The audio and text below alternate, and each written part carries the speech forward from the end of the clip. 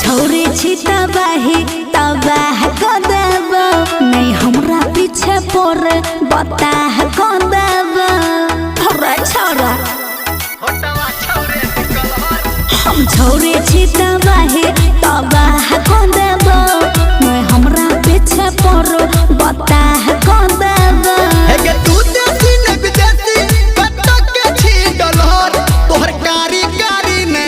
होटवा छौरे दिकलहर तोहर कारी कारी नैना होटवा छौरे दिकलहर की विचार छ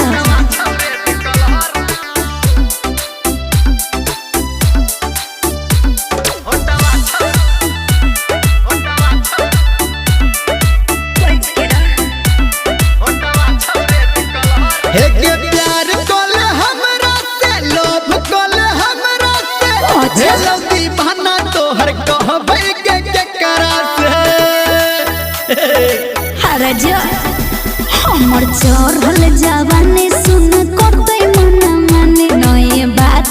बना नहीं तो भज तोरा हमें हम बजा छी मीठा मीठा बोली तोहर जरहल तोहर कारी कारी नैना होटवा छौरे दिकलहर तोहर कारी कारी नैना होटवा छौरे दिकलहर अच्छा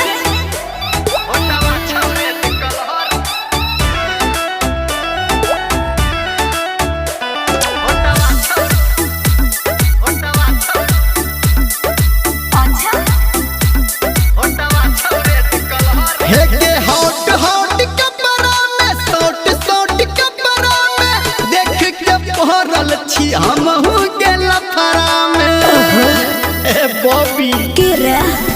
रे अपना काम से काम तू रखल कर नए ताक तू हमरा पे गलत न जा हे कहानी रे मलिया सन तू पीछा तोरा परहल तोहर कारी कारी नैना होठवा छौरे दिकलहर तोहर कारी कारी नैना होठवा छौरे दिकलहर बच के रह